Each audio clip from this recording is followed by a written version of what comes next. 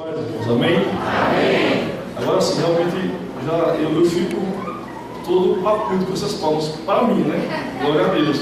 Agora, para o Senhor, você vai dar uma salva com força, viu?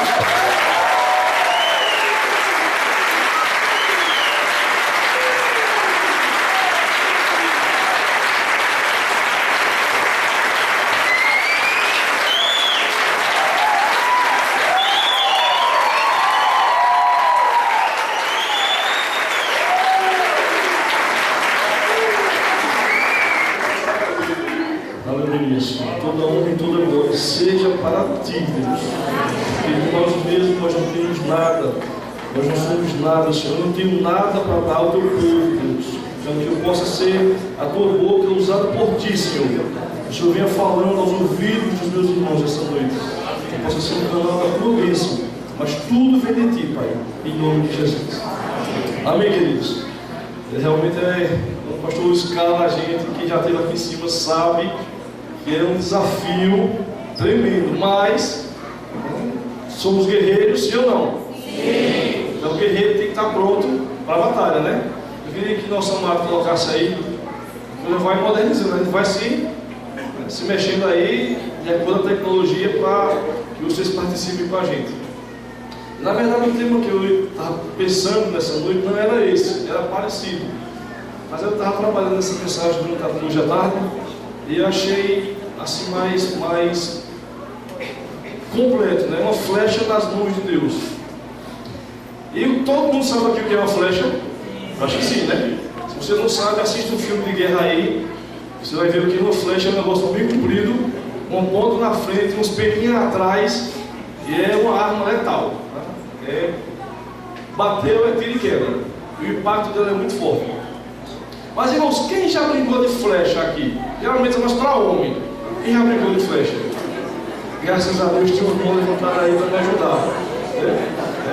Na minha infância, nós não tínhamos essa tecnologia toda. E nós brincávamos muito de flecha, né? As condições financeiras não eram boas. Mas quando acontecia de quebrar um guarda-chuva, a gente ficava torcendo para quebrar aquele guarda-chuva. De vez em quando também dava uma mãozinha, sem a mãe saber. Aí quebrava, uma haste ou duas, a gente dava um jeito. E aí nós pegávamos aquela partezinha por baixo e ralava no chão, aí ficava aquela cavazinha, era assim. O Oswaldo está confirmando ali, ó. E fazíamos aquela flecha, né? Com a outra haste, dava um cordãozinho, e era um perigo. Sinceramente, aquilo era um perigo, porque nós brincávamos 4, 5 moleques da mesma idade, e aí não estamos fechados um no outro. Era um perigo, mas era gostoso. Eu não lembro de ter morrido ninguém na minha época, na minha infância, de uma flechada. Morreram de outras coisas, mas de flechada não. E hoje a flecha ainda é uma arma muito letal. Existem modalidades esportivas que usam arco e flecha. Os mais antigos não, os mais experientes aqui vivenciaram um herói, a televisão aí, o Rambo, né? Quem lembra de Rambo? Alguns aí agora viajaram, né? O Rambo ele usava o arco e a flecha e tal. Ele era o cara. Mas queridos, uma flecha, ela é acima de tudo uma arma. Uma arma que você pode matar, você pode usar no esporte, você pode usar para, enfim, várias ocasiões, vários objetivos. Você pode usar o arco e a flecha para efeito, já vi para efeito, aqueles arcos de flecha indígena, na parede fica muito bonito. Pode passar. Mas a Bíblia fala lá no Salmo 127, 4, versículo 4 e 5, diz assim: como flechas na mão do homem valente, assim os filhos da mocidade. Bem-aventurado o homem que enche deles a sua aljava, não serão confundidos quando falarem com seus inimigos à porta. E o que é que o Salmo 127 nos diz desses dois versículos aqui? Nós sabemos que antigamente os homens, as famílias eram muito grandes, e quando vinha algum inimigo à porta, quando vinha algum inimigo para contender com aquela outra família, e o homem tinha muitos filhos, peraí, o cara tem 20 filhos, eu só tenho 5, eu não seria tolo de enfrentar uma família, um cara com 20 irmãos, e eu com 5, ou com 2, ou com 3, é assim que funciona? Então a Bíblia está dizendo isso aqui, olha. O homem que tem as suas flechas, feliz aquele homem que tem muitas flechas, que tem muitos filhos. Porque no dia do perigo, no dia da tribulação, no dia do aperto, ele vai ter quem recorra por ele, ele vai ter quem brigue por ele. Mas, queridos, o que é a flecha para nós hoje? Quem tem filho aqui? Quem tem filho? Biológico. Muitas mãos levantadas.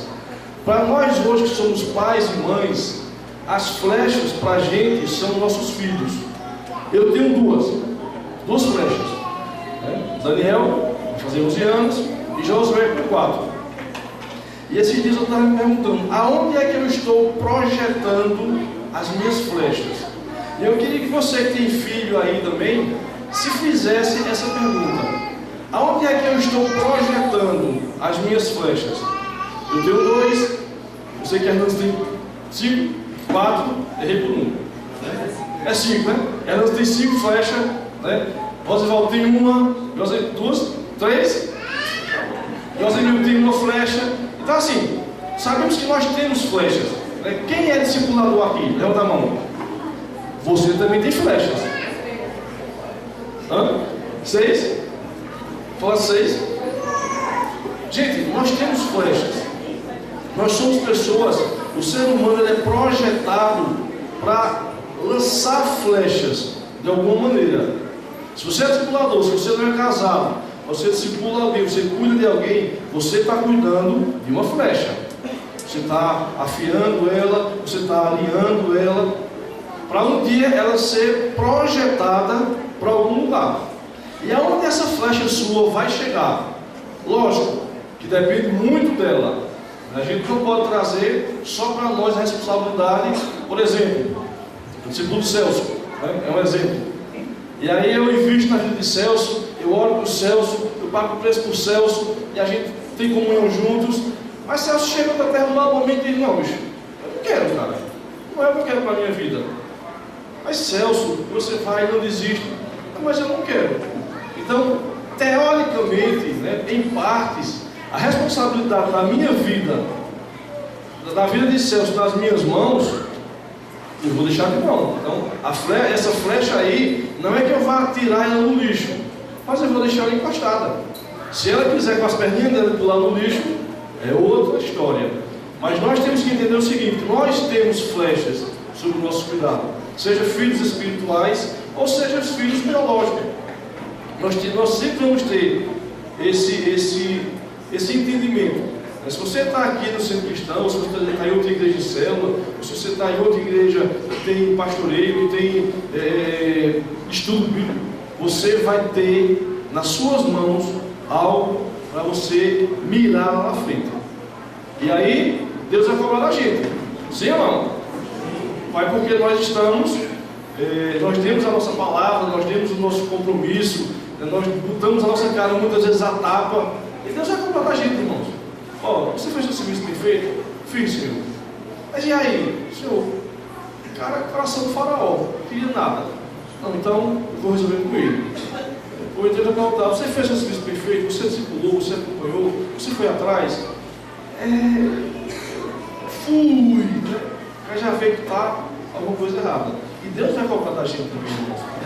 Essas flechas que nós deixamos cair pela estrada. Pode passar. Mas aí, pais espirituais e biológicos. O que é a vontade de um pai? Nós que somos pais. Qual é a vontade de um pai? Que o filho seja um derrotado, seja um limpador de fossa. Não desmerecendo, mas é um trabalho digno. Mas o cara você não projeta um filho para ser um limpador de fossa. Você não projeta um filho para arrancar toco no enxada. Alguém aqui projeta um filho para isso? Não, mesmo que venha a fazer, mas você não projeta um filho para isso. Um pai, ele projeta seu filho, ele projeta o seu discípulo para que ele vá mais longe, para que ele sobressaia sobre você. Qual é a minha vontade? Que os meus discípulos passem de mim. E daqui a um dia eu esteja sentado aí e muitos deles estejam ministrando para a gente aqui, ou talvez em outras ocasiões e lugares.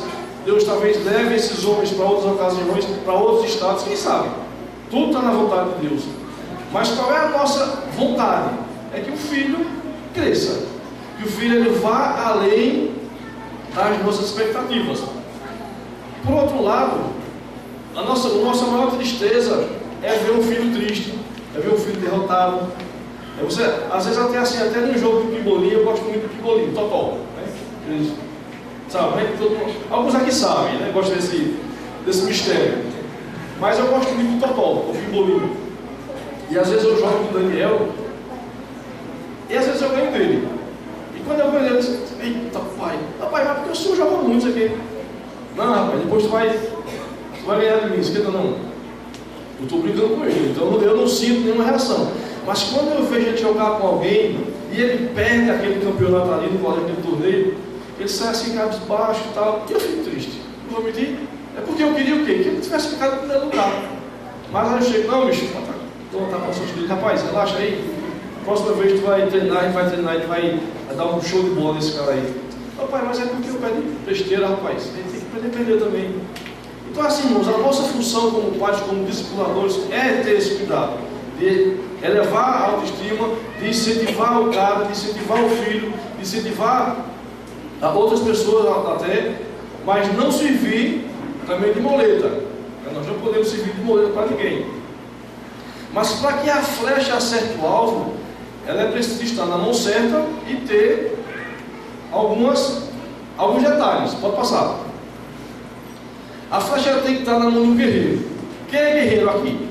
Amém? Amém? Os que não levantaram não são guerreiros, não? Vou perguntar de novo. Mas depois eu perguntei. Quem é guerreiro aqui? Amém? Agora sim. Muitos guerreiros. Alguns ainda meio tímidos, mas muitos guerreiros. Queridos, Deus ele está nos chamando para uma batalha. Se você não entendeu ainda, se você não se deu conta disso aí, pode ter certeza que você está convocado, você está convocada, homens, mulheres, meninos e crianças, a uma batalha. Então você vai guerrear. Para que exército? Qual exército Deus está te chamando, está te trazendo à existência, está depositando tempo na tua vida, está depositando investimento, porque Deus investe em mim e em você. Não se engane, tá? Deus está investindo tempo, é lógico, ele é dono do tempo. Estou falando tempo para a gente entender, mas Deus ele investe tempo, Deus ele prepara pessoas para que essas pessoas investam tempo em nós. Sim ou não? Quem aqui recebe tempo das outras pessoas? Quem recebe investimento? Todo mundo recebe. Ah, não recebe investimento do meu discipulador, mas teu pai investiu em você, tua mãe investiu em você, teu tio, teu avô, tua avó. Ah, mas eu fui criado, meu pai morreu com 5 anos e... Bicho, mas Deus cuidou de você. Alguém investiu alguma coisa em você. Não se engane. Então, nós somos guerreiros, nós estamos tendo um investimento divino para uma morada eterna. Esse é o melhor pagamento. Amém? É necessário um alvo. Qual é o alvo que você está projetando? A sua vida, a vida do seu filho, a vida do seu discípulo, a vida do seu vizinho, a vida do seu cachorro, a vida do seu papagaio, a vida do seu periquito, a vida do seu canário. Gente, nós temos que entender o seguinte: tudo que está em nossas mãos, nós estamos planejando para um alvo, nós estamos apontando para um alvo. E a minha oração nesses dias tem sido essa: Deus, me dê alvos. Senhor, me dê alvos para que os meus alvos sejam os seus alvos. Porque eu confesso aos irmãos, esse ano foi assim, esse primeiro semestre foi muito rápido. E ele chegou no meio do ano e eu disse: meu Deus, quais são os meus alvos para o final do ano? Porque já passou praticamente um mês do segundo semestre. Então o tempo está passando muito rápido, muito rápido. Então é necessário um alvo. O guerreiro ele tem que ter força. Você pode dizer: mas eu sou fraquinho. Mas Deus vai te usar da tua força. A tua força se aperfeiçoa no Senhor, da tua fraqueza. Nós temos que ter força, irmão. Força de vontade. Nós temos que perseverar algumas vezes. Sabe como é difícil você discipular? É fácil discipular, irmãos? Não é fácil. A gente não vai ser hipócrita e dizer: não, rapaz, eu discipulo, mas é uma maravilha. Tem momentos que são maravilhosos. Mas, irmãos, tem momentos que são de espinhos. Eu mesmo já tive discipulados com o pastor, Eu fiquei olhando assim depois, por que o pastor mandou embora da casa dele? Ele devia tentar assim, não, vai-te embora, vaza. Não vou quebrar a cabeça contigo mais não. Mas ele ama o que faz. Ele ama o que faz, ele é guerreiro, ele tem força. Ele não tem força física, não é aquele cara alterofilista, mas ele tem força de vontade, ele tem força no seu íntimo. Ele sabe o propósito em que Deus colocou a vida dele. Então ele tem força para fazer o que ele faz. Irmãos, eu já ministrei aqui nos 3 cultos no domingo. Vocês não imaginam como é cansativo. Como é cansativo você ficar aqui em pé, 3 cultos, como lhe desgasta espiritualmente, às vezes emocionalmente. Tem horas que você está ministrando aqui em cima e parece que o céu está de bronze e a coisa não anda, a coisa não funciona. Então só sabe realmente quem está aqui em cima. Então ele tem força, a pastora é um casal de força. Eu louvo a Deus pela vida deles. O guerreiro tem que ser habilidoso. Quem tem aqui alguma habilidade? Amém? Amém. Você que está levantando a mão também tem. Talvez esteja escondida. Talvez a tua habilidade esteja guardadinha, né? Aí embaixo de 7 chaves é o teu talento. Mas não se engane, Deus ele vai pedir contas do talento que Ele está colocando nas suas mãos. Amém? Amém. Você tem um talento. Uns têm 5, outros têm 10, outros têm 20. Você tem um pelo menos. Mas esse um, não deixa de guardar. Você é talentoso. Você é talentosa. Esses dias eu conversava com uma pessoa e disse assim: rapaz, eu tenho vontade de sair da área de vendas. E ele disse: não, tu vai aguentar sair da área de vendas? Aí eu parei para refletir, disse: não sei. Porque toda a minha vida eu lidei com gente, lidei com pessoas. Eu já vendi fruta na Ceasa, menor. Já vendi coco verde nos bairros restaurantes da cidade, aí meu pai tinha um caminhão. Já vendi milho verde na feira. Já vendi, na época que eu era aquele de cerveja nas festas do isopor. Já vendi tanta coisa, gente. Sempre lidei com venda, sempre lidei com público. Aí eu estava pensando esses dias: eu vou sair da área de vendas. É cansativo, é estressante, é meta, não sei o que, gerente ligue, e aquela estresse. E aí o cara me fez pensar: tu vai aguentar ficar no escritório fechado 8 horas por dia? E aí eu parei para pensar, né? Será que eu vou aguentar? Porque o que eu sei fazer é conversar. Eu sei conversar. Eu não sou bom em computação, eu não sou bom nessa informática, toda essa parafernália, eu não sou bom. Mas me bota para conversar que eu converso. Então nós temos que entender que nós temos um talento. Nós somos habilidosos em alguma coisa. A flecha precisa ser reta. Eu não sei se vocês já viram aqui os desenhos do Pica-Pau. Alguém já assistiu? Já viu Pica-Pau? Oh Deus! E tem um desenho que ele pega uma flecha e ele torna assim a flecha. Já viram esse? Alguém está comigo? Já viram? Glória a Deus. Ele torna assim a flecha. Aí o cara, o índio, puxa assim a flecha e chupa! E lá dentro de novo. Por quê? Porque a flecha não é reta. A flecha, irmãos, para ser usada por Deus, para nós sermos usados por Deus, nós temos que ser uma flecha reta. Nós temos que andar, irmãos, em retidão. E o que é retidão? Você ser correto. Sim, sim. Não. Isso não lhe pertence. Não pegue. Se aquilo não é seu, não mexa. Se quebrou, conserte. Se sujou, limpe. Retidão, irmãos. São princípios. São coisas tão simples. Às vezes a gente começa a analisar o Evangelho e eu ouvi uma vez uma pessoa dizer assim a mim: irmão, o Evangelho é um fardo. É pesado, irmão. Deixa eu te falar. Só você imagina aí, eu faço parte da denominação aí, para buscar o nome, lógico. Diz lá, o pastor oprime, o pastor falou, deixa eu falar. Aí quando ele terminou de dizer, eu disse: irmão, me perdoe a franqueza, mas o evangelho que Jesus prega não é fardo, não, é leve. Ele não é um fardo. O Evangelho diz assim: venha a mim, vós que está cansado e sobrecarregado, porque o meu fardo é leve e o meu jugo é suave. Se o jugo que estão botando nas suas costas não é leve, se o fardo não é suave, irmãos, olha, não é o Evangelho de Cristo. Então, irmãos, nós temos que entender isso. Retidão, é só ser reto. Viver é tão simples. Quem acha que viver é complicado? Viver não é simples. A gente aqui complica, não é? Às vezes a gente complica o que é simples. E o último ponto aqui, irmãos, os dois, a flecha e o arco, o pai e o filho, o discípulo e o discipulador, os dois precisam da graça de Deus. Irmãos, não se enganem.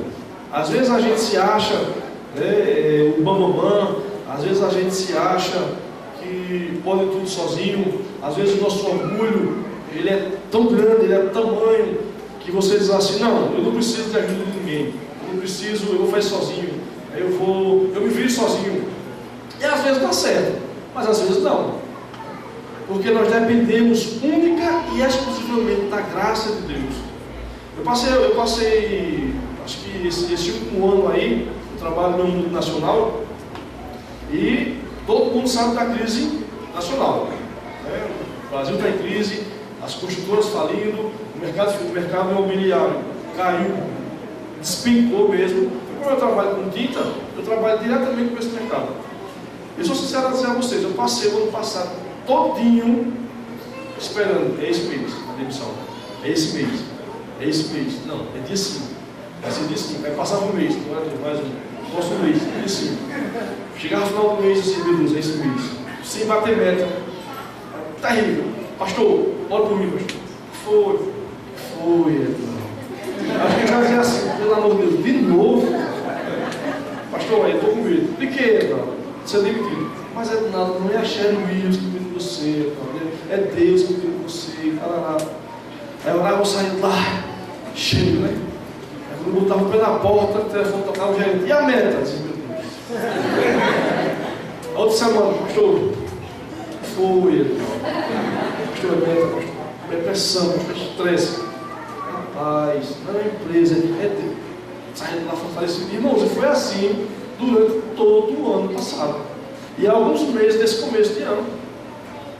Mas aí eu estou plantando isso em coração. Não é fácil, eu não estou aqui pregando hipocrisia, não é fácil, mas eu estou começando a declarar a palavra de fé, a palavra de vitória. Senhor, não é a Sherry Williams que cuida de mim, mas é o Senhor. Eu não dependo da empresa, eu dependo único exclusivamente do Senhor. E aqui tem começado a gerar fé no meu coração. Hoje eu estava conversando com uma pessoa, já para a tardezinha, e aí nós compramos uma casa agora, financiada pela Caixa, e ela disse assim, graças a Deus que tu tem emprego, né? Eu disse, não, graças a Deus que eu tenho Jesus, porque é Ele que tem me sustentado nesse desenho na empresa, é Ele. E se a porta fechar amanhã, Ele abre outra, acabou. Então é assim que nós temos que crer, por quê? É pela graça, fé, lógico, né? E pela graça de Deus. Então todos nós, independente da posição social, da classe social, da classe da formatura que você tem, nós precisamos sim da graça de Deus. Porque sem ela, nós somos o quê? Os desgraçados. Quantos desgraçados? É ou não, irmão? É verdade. Mas aí eu queria que nós falamos aqui, né, aonde a flecha deve estar, nas mãos de quem? Trazendo para nós, tá? Porque nós temos aqui arqueiros e temos flechas. Amém? Amém. Mas agora, irmãos, eu quero que você comece a se olhar como flecha. Você agora só é flecha. Nós não temos aqui mais nenhum arqueiro. Tá? Todo mundo aqui é uma grande aljava. E aqui são várias e várias dezenas, centenas de flechas. E aí, eu coloquei ali, a flecha tem que estar na mão do guerreiro. Anda comigo lá no Salmo 24. Salmo 24, capítulo 8.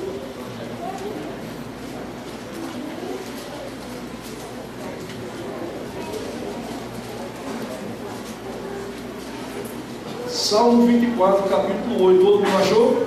Se você não achou, escuta. Diz assim: quem é o Rei da glória? O Senhor forte e poderoso, o Senhor poderoso nas batalhas. Queridos e queridas, nós estamos protegido pelo Senhor forte e poderoso nas batalhas. Não adianta a gente querer se desesperar, não adianta a gente querer se arrancar a cabeça fora. Irmãos, nós estamos protegidos. Você entendeu isso aí? Você e eu, nós estamos protegidos pelo Senhor poderoso nas batalhas. Então qual é a batalha que você tem lutado esses dias? Está difícil? Meu irmão, a batalha não é tua não. A batalha é de Deus. Deus é quem está guerreando com você. Está difícil? Entrega nas mãos dele. Entrega a ele, Senhor, vou te entregar a minha guerra, porque está difícil. Para mim está difícil. Mas a Bíblia nos garante aqui nesse salmo que nós temos o Senhor poderoso nas batalhas. E é Ele que nos ajuda. Amém? Amém. O segundo ponto ali é necessário um alvo. Abra lá comigo em Jeremias 29:11. Versículo muito conhecido. Jeremias 29:11 diz assim: eu é que sei que pensamentos tenho a vosso respeito do Senhor, pensamento de paz e não de mal, para vos dar o fim que desejais. Queridos, qual é o alvo do Senhor para a minha e para a tua vida? Pensamentos de paz, pensamentos de vitória, pensamentos de prosperidade na área espiritual, na área financeira, na área conjugal. Deus, Ele é um Deus que se alegra com a prosperidade do povo dele. E às vezes nós caminhamos, irmãos, olha, eu fico arretado comigo mesmo. Porque às vezes eu comigo, meu Deus, não vai dar certo não, mas Senhor, e agora? O que é que eu vou fazer? E aí Deus, Ele abre uma porta assim, do nada. Do nada Deus abre uma porta. Deus é especialista em abrir porta onde não tem nem parede. Quanto mais parede. Ele vai e abre aquela porta. Já aconteceu com algum de vocês, só comigo? Amém? Deus já abriu para você uma porta onde não existe nada. Já aconteceu, irmãos, comigo. Então Deus, Ele é um Deus que Ele tem alvos para a gente. Ele tem alvos para mim e para você. Não se engane. Deus, Ele tem alvo. O terceiro ponto é que o guerreiro tem que ter força. Abra lá comigo em 1 Crônicas. Vamos ver, vamos passear na Bíblia. O pregador dizia isso, chama um show. Vamos passear na Bíblia. 1 Crônicas 29:11.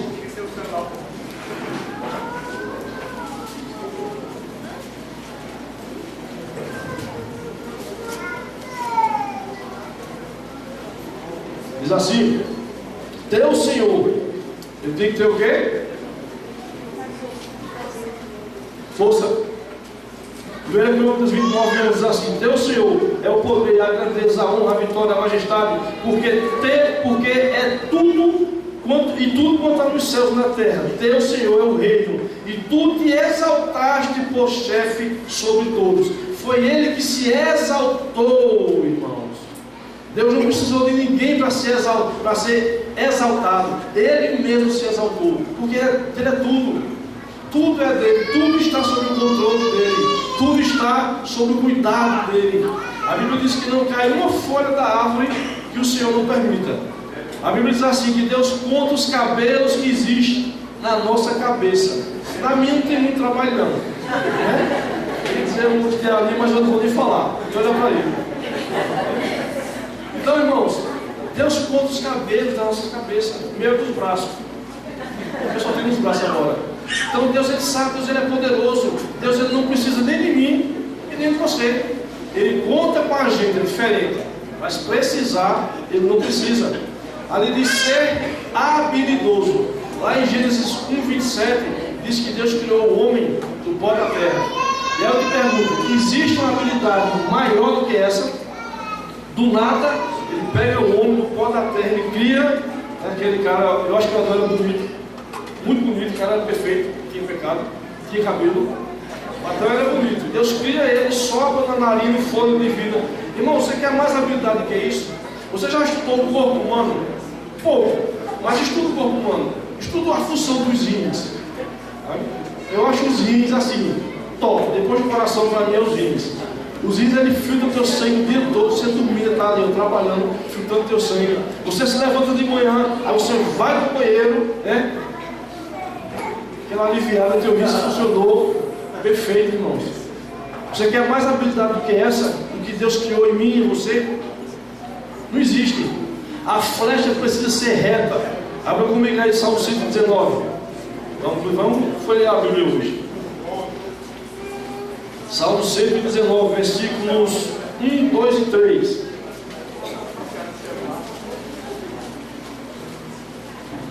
(119) 1, 2 e 3. Virar aqui 119. Achei.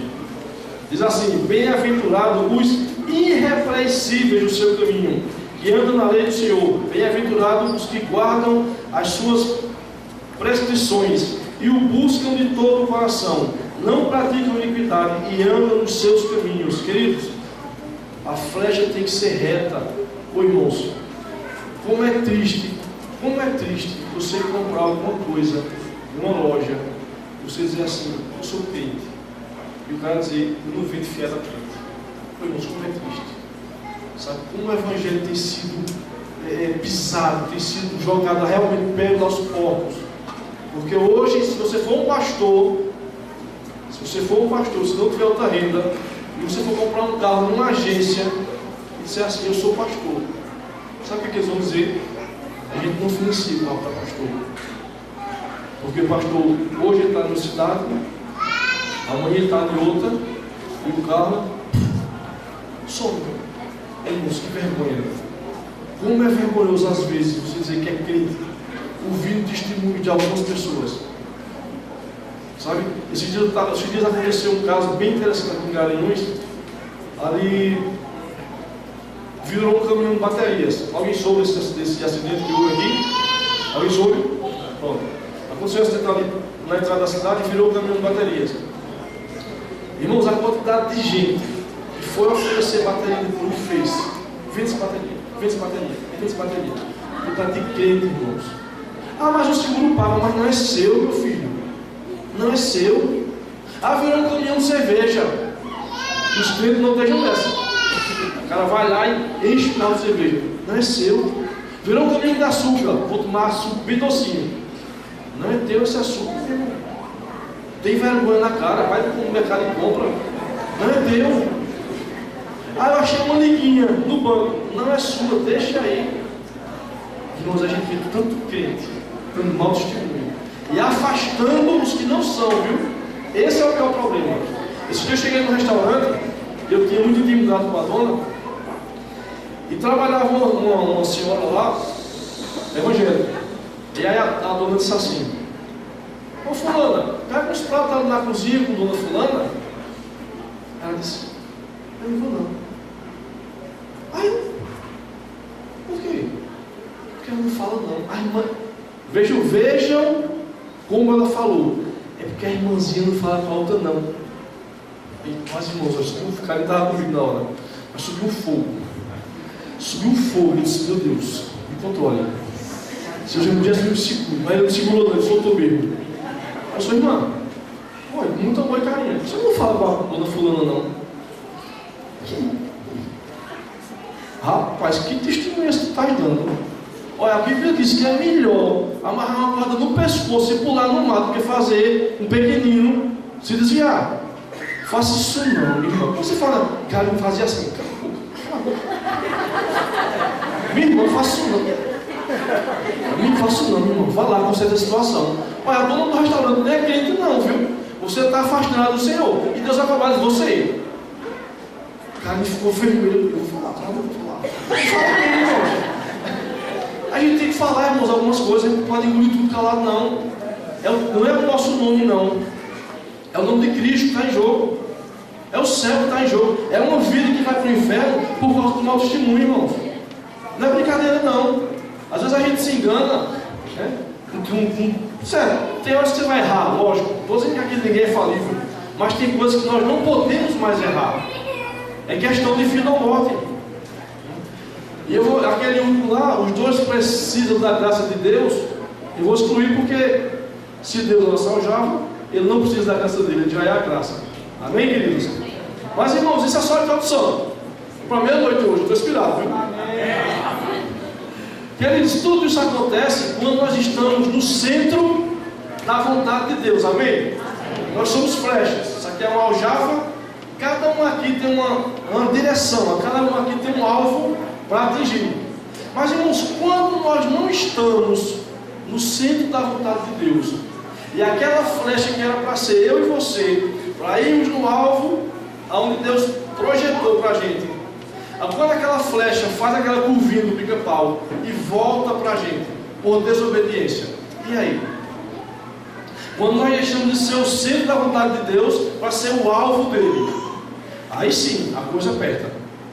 Porque Deus ele vai dizer assim, ó, Deus manda dar recado, ó, a irmãzinha do cocô, como você falou domingo, né? Ó, estou te avisando, hein? Deus está de olho em você. Rapaz, te conserta. Rapaz, te conserta. Não faz o que é errado, não. Meu amigo, se conserte, se conserte, se conserte. Deus vai falando, Deus vai falando, Deus vai falando, e nós vamos fazendo o vídeo de quê? Mercador. Quem já fez o vídeo de mercador aqui? Eu já fiz tanto, irmãos. Eu já fiz tanto, vocês não imaginam. E um dia eu estava bem em crise. Eu não fazia parte do centro cristão ainda não, era naquele livro. Pastor Marcos era meu pastor também. Alguém sabe aqui do povo.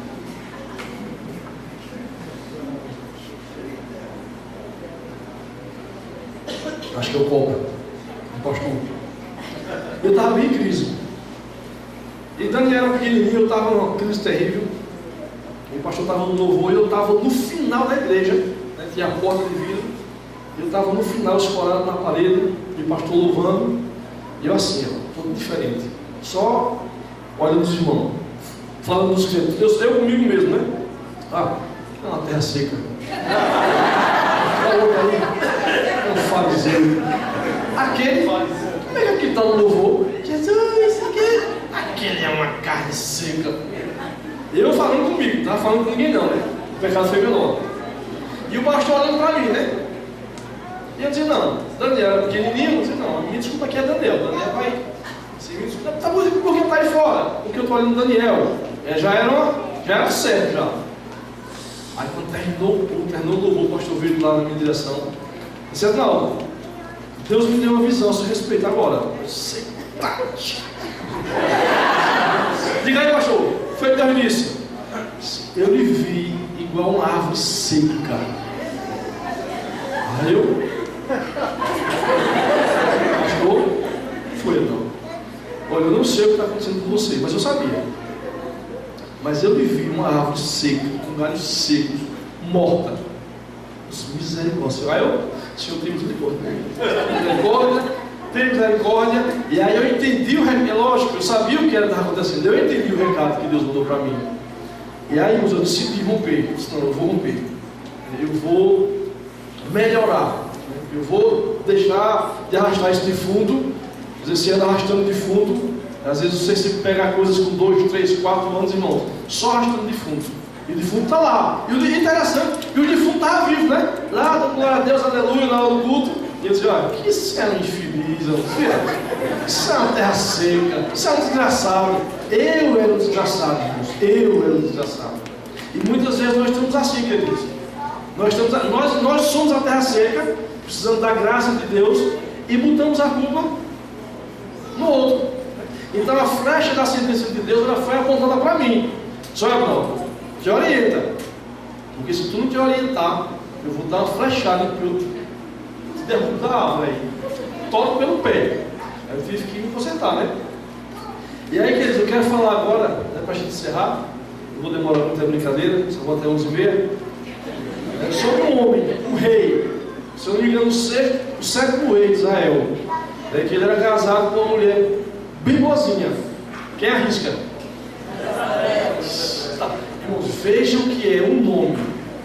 Veja aí o que é um nome. Ninguém falou Betseba. Um rei casa com uma mulher boazinha. Betseba, quando Salomão, não. Jezabel. A gente já imaginou. Isso acontece com a gente, viu? Olha aquele irmão. Eita, já sei quem é. Irmãos, é sério. É sério. Rapaz, aquele irmão que não gosta de pagar. Já sei quem é. Não estou falando com nós, gente. Não estou falando aqui especificamente com ninguém. Devo estar mandando eu falar isso. Vem na meu que eu falei. Porque isso acontece, irmãos. Infelizmente. Infelizmente. Então, vamos lá. Queridos, o rei Acabe, ele era um rei politicamente correto. Depois você lê a história de Acabe, você estuda um pouquinho a história dele. Ele era um rei politicamente correto. Ele era um homem que fazia as coisas politicamente corretas. Mas ele era um cara sem moral. Ele era um cara sem princípios. Ele era um cara dominado pela esposa. Era um banana. Era um banana e ela era um abacaxi, uma plantação de abacaxi. Acabe, ele era um cara que fez muitos pactos, muitas alianças com outros reis. O rei da Síria, o rei de Judá. Era um cara politicamente que levantou a moral de Israel. Aí você pode dizer assim, mas Deus não estava no negócio não? Até um ponto. Até um ponto eu acredito que Deus estava abençoando Acabe. Tanto é que a gente vai ler mais na frente um pouquinho. Deus abençoou, Deus protegeu eles na guerra contra os sírios. Eles disseram, não, vamos lutar com eles nas montanhas. Aí eles perderam. Não, Deus é Deus da montanha, vamos para os vales. Aí desce para o vale, perderam também. Então Deus, ele deu vitórias a Acabe. Não porque Acabe fizesse tudo certinho, mas porque a graça dele alcançou a vida de Israel todo. Não era só Acabe. Naquele momento Deus deu graça a Israel, Deus deu graça a Acabe, e deu vitórias. Mas queridos, vamos lá no livro de 1 Reis, capítulo 21. Vamos ler lá comigo. Já está terminando já. Não, deixa esse texto aí. Vamos lá para 1 Reis, capítulo 21. Vou deixar esse texto aí. 1 Reis, capítulo 21, 19 e 20.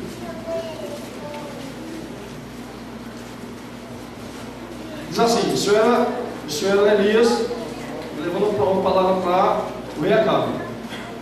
Deus falando para Elias, dizia a Acabe: falar-lhe-ai dizendo, assim diz o Senhor, mataste e ainda por cima tomaste a herança. Dir-lhe-ás mais, assim diz o Senhor, o lugar em que os cães lamberam o sangue do Nabote, cães lamberão o teu sangue, o teu mesmo. Perguntou Acabe a Elias: já me achastes inimigo meu? Respondeu ele: achei-te, porquanto já te vendeste para fazer o que é mal perante o Senhor. Queridos, Deus ele manda o profeta Elias para ir repreender o rei Acabe com uma má atitude que ele tinha feito. Ele matou Nabote, que se você não lembra essa história, você lê um pouquinho, alguns capítulos atrás. Nabote tinha uma vinha de uva e era vizinho ao palácio do rei. E o rei invejoso com o olhão disse assim: Nabote, me vende tua vinha. Ele disse: não, não quero vender não, foi a herança do meu pai, sei que. Aí ele chega bicudinho, bate no pé, né? Aí chega a joinha, Geza.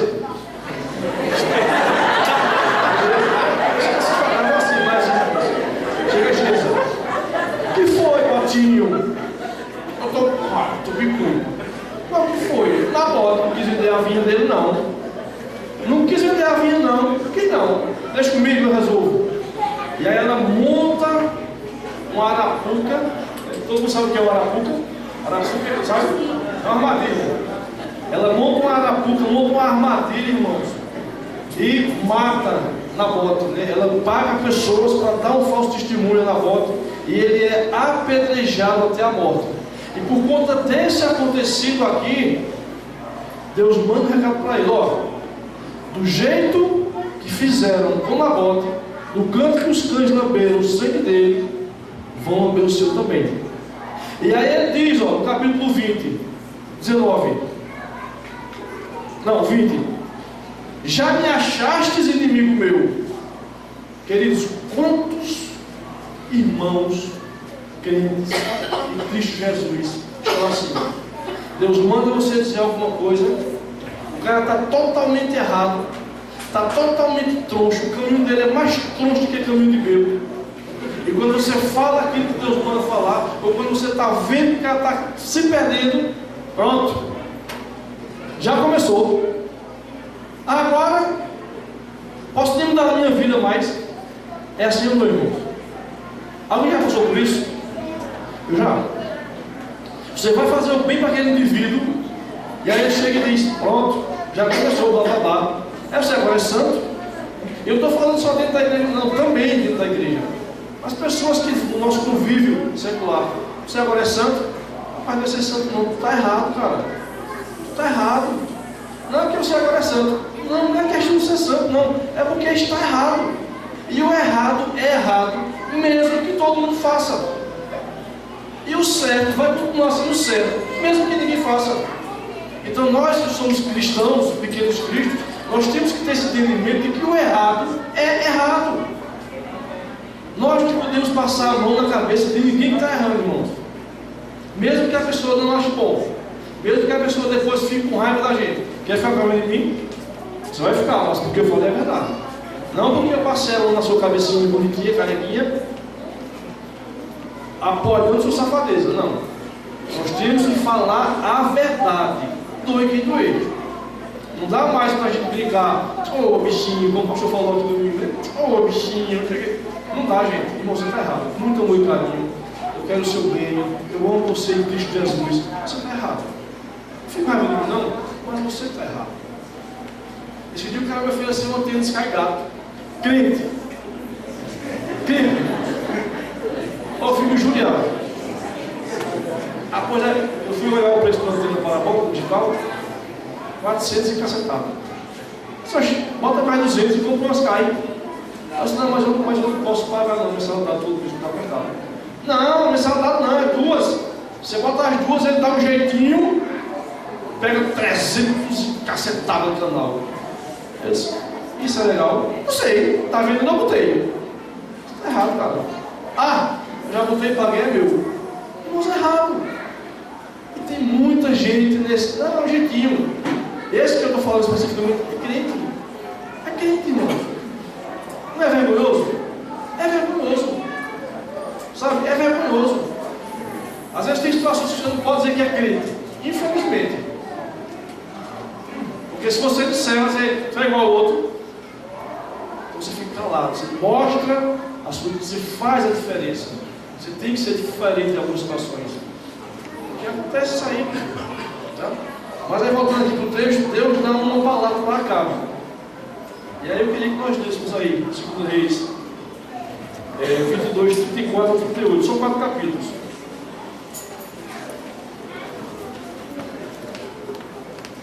E diz assim, ó. Então um homem, aqui nessa manifestação está entesou, esticou o arco e atirando ao acaso. Veja bem, eu queria que você prestasse atenção nesse texto, irmãos.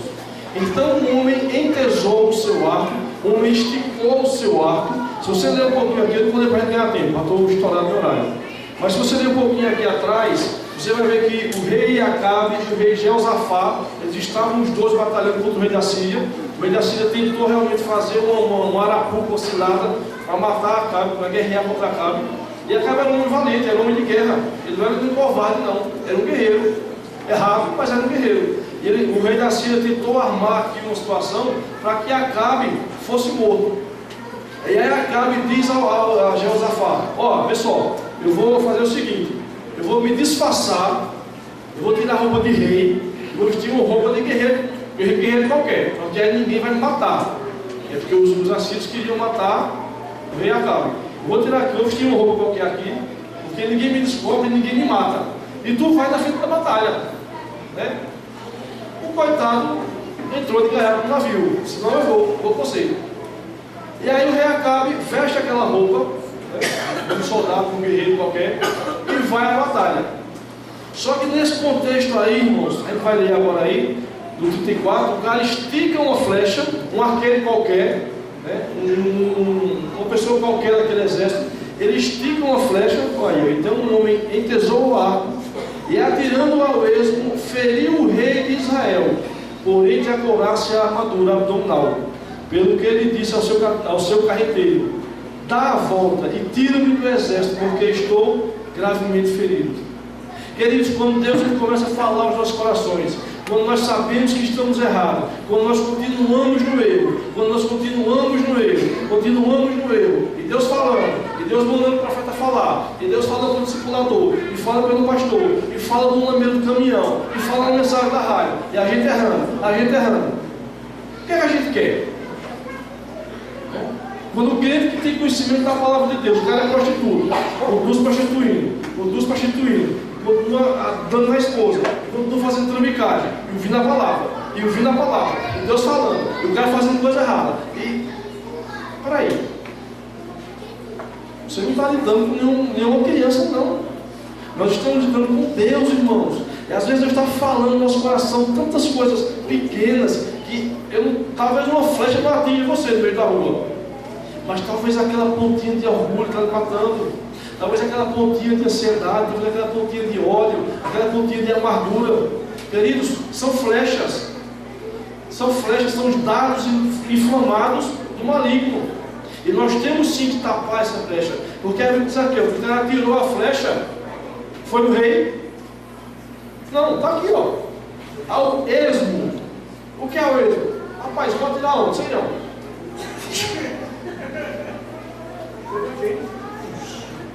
Não sei. Pegou em alguém. Né? Gente, olha, Deus tem muita graça. Deus tem muita graça. Irmãos, olha, pensa numa pessoa que não era para estar aqui em cima. Era para estar lá embaixo. Entenderam? Lá embaixo. Todo mundo entendeu? Lá embaixo. Né? Lá embaixo. Eu era perdido, irmãos. Sabe o que ele fazia? Ia para as festas. Não sei nem porque eu vou assistir porque Deus tocou no meu coração. Aí a gente ia para as festas. E a gente saiu lá de bebida. Estava no meio da multidão. A gente estava aqui para fazer assim, ó.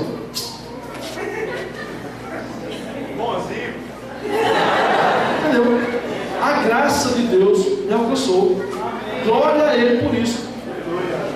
Irmãos, aquilo era uma flecha que poderia pegar em alguém. Aí pega, sabe quem? Não queria desviar. Na terra. Tá ali o cara na careta, festival de inverno. Aí chega um maloqueiro, um litro de uísque. Pegou na testa, não queria desviar. Correu pro inferno. A flecha está aqui, irmãos. Está aqui. Alguém já fez isso? Alguém já fez isso? 3 minutos levantou. Glória a Deus. Não fiquei sozinho nesse barco. Irmãos, é assim que funciona. O povo hoje está brincando de crente, irmãos. Hoje eu sou crente. Amanhã eu não sou. Hoje eu sou crente. Amanhã eu não sou. Hoje eu quero ser discipulado. Amanhã eu não quero. Não, mas hoje eu quero. Amanhã eu não quero. Espera aí. Quer viver no mundão? Viva! Quer viver na igreja? Viva! Não, se decida. Se decida. Não dá mais para viver. Não dá mais para brincar desse vai e volta. E aí continua. E a peleja tornou-se grande. Naquele dia, contudo, o rei foi sustentado no carro contra os sírios.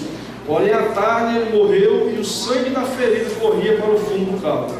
Ao pôr do sol, passou pelo exército a palavra: cada um para a sua cidade e cada um para a sua terra. Morreu, pois, o rei, e levaram para Samaria, e ali o sepultaram. E lavaram o seu carro junto aos tanques de Samaria, e os cães lamberam o seu sangue, conforme a palavra que o Senhor tinha dito.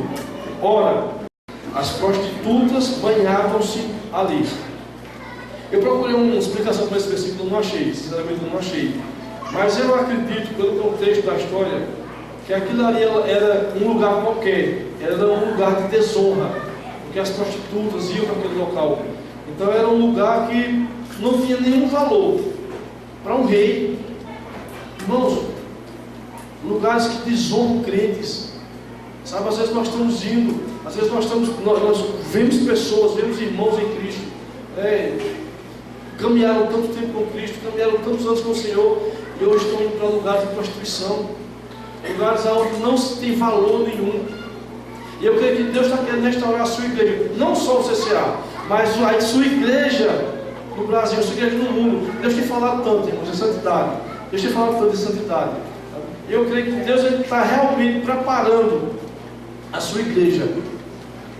Eu creio que Deus está realmente trazendo a nossa consciência. Gente, se santifiquem, ande em retidão, né? Busquem mais a minha presença, ouçam mais a minha voz, parem esse consumismo, esse corre-corre, essa loucura por trabalho, por emprego, por isso, parem, dê uma paradinha, me ouçam a minha voz, me dê um pouquinho de atenção. É isso que o Espírito Santo está dizendo nesses últimos dias, pelo menos a mim.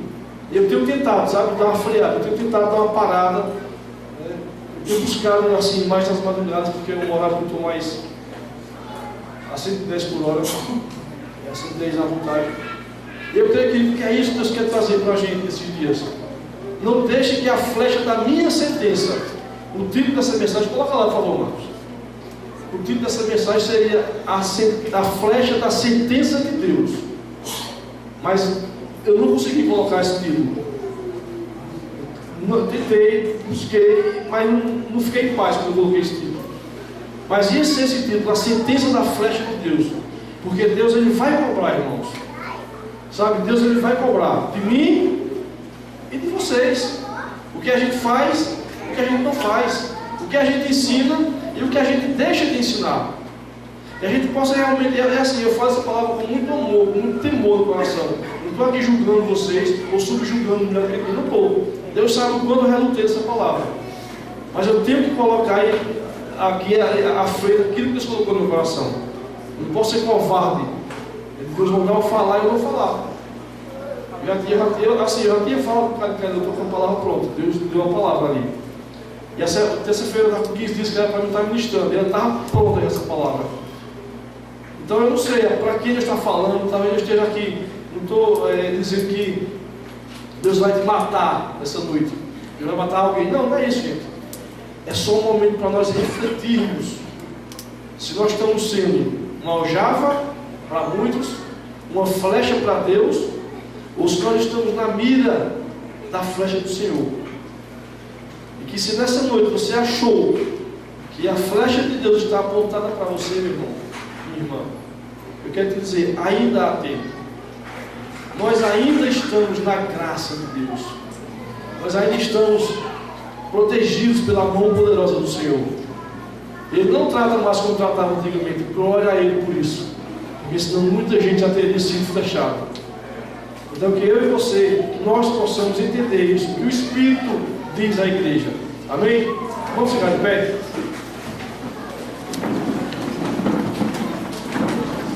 Pai, em nome de Jesus. Senhor, eu espero que essa palavra tenha entrado no nosso coração, Senhor. Nós possamos entender a Tua preocupação. Eu sei que é o Teu cuidado conosco. Eu sei que é uma preocupação de Pai. A Tua palavra diz que o Senhor é um Pai amoroso. O Senhor ama abençoar o Teu povo. Eu creio, Deus, que isso é uma palavra de bênção para nossas vidas. Eu creio que o Senhor tem preocupação, Senhor, com o Teu povo. Que o Senhor se preocupa conosco. Que o Senhor nos ama. A Tua palavra diz que o Pai corrige ao Filho a quem ama. Eu creio, Senhor, que o Senhor tem corrigido a Tua igreja. Que o Senhor tem corrigido o Teu povo. Porque o Senhor quer uma igreja, uma noiva sem ruga, sem máculas. Uma igreja reta. Uma igreja que anda em retidão. Ó Deus, que nós possamos sair daqui dessa noite incendiados pelo Teu Espírito Santo. Cheios do Teu amor, da Tua palavra, Senhor. Entendendo que é a Tua graça que nos basta. Que é pela graça que somos salvos, Senhor. Não é por dobras, para que a gente não se glorie, mas é pela Tua graça, Senhor. Nós possamos nessa noite entender o Teu amor conosco, entender o Teu propósito. Nós possamos sair daqui convictos que nós temos um alvo para flechar, Senhor. Vidas para serem ganhas, testemunhos para dar, Deus. Proclamar a Tua palavra. Deus, que o povo, o mundo, possa enxergar em nós a Tua santidade, Senhor. Que nós possamos refletir, Senhor, a Tua graça, o Teu amor, Pai, em nome de Jesus.